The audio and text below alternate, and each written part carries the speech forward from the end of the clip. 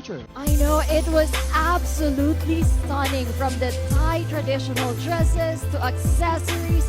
And let's talk about the Thai music and the spectacular performance.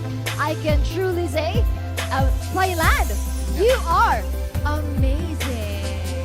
Amazing, Thailand. And we hope everyone had a wonderful time and was impressed by the memorable night of Thainess presented by Swan Thai Pattaya. Thank you and good night, Universe. สวัสดีครับขอบคุณทุก To welcome our Miss Universe presenting Northern Thailand's culture with the country's representative animal, the elephant, who also joined the parade with our youth alliances from Pattaya, students from Pattaya City 11th School, Matayom Satit. Wow, amazing! And tonight, there's so much more waiting for you. And to begin this wonderful night, let's welcome the delegates of the 74th Miss Universe. และในช่วงนี้ครับทุกท่าน So inyo pong napanood at narinig itong si Emma Tiglao dito sa kanyang pag-host, dahil yung mga delegates ngayon is nandito na po sila sa lugar ng Pattaya na isa ring sikat na lugar dito sa Thailand. So galing sila mga kapolitika doon sa Phuket, napakalayo ng binahe nila. Dahil mula sa Phuket up to Pattaya is nasa 14 hours kung by land yung biyahe, pero pag plane naman is nasa almost 2 hours lang yung biyahe nila. So yun po, pero nakita at narinig natin na napaka game na game itong si Emma Tiglao. Hasang-hasa talaga siya mga kapolitika sa pag-host.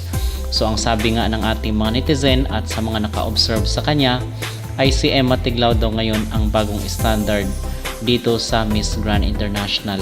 So marami ang mga nagko-compare sa kanya dito kay Atisa Manalo, dahil sinasabi nga natin na talagang gustong-gusto ng mga Thai itong si Emma Tiglao dahil sa mga galawan niya, at aliw na aliw yung mga vloggers doon sa Thailand, especially yung mga Thai people. So paborito siyang kuna ng camera at ng mga videos, at minsan mga kapolitika is kinakausap rin siya ng mga Thai, and then nakakapagsalita na rin itong si Emma Tiglao ng salitang Thai. Pero ang pakiusap lang din po natin dito sa ating mga kabayan is wag po nating ikumpara itong si Emma Tiglao dito kay Atisa Manalo, dahil may kanya-kanya po silang advantage at may kanya-kanya po silang beauty.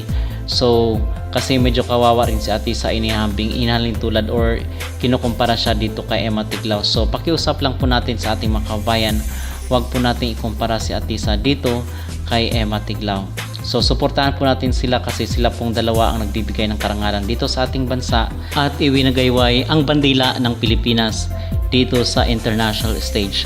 So ngayon mga kapolitika ay day 11 na po dito sa Miss Universe 2025, at dito na po yung mga delegates sa Pattaya para sa mga ilang activities at mga events. At napansin nyo rin mga kapolitika na tuwang-tuwa rin itong partner ni Emma Tiglao na si Champi. So makikita mo sa kanya yung paghanga niya dito kay Emma dahil sa galing at talagang napaka-lively niya mag-host.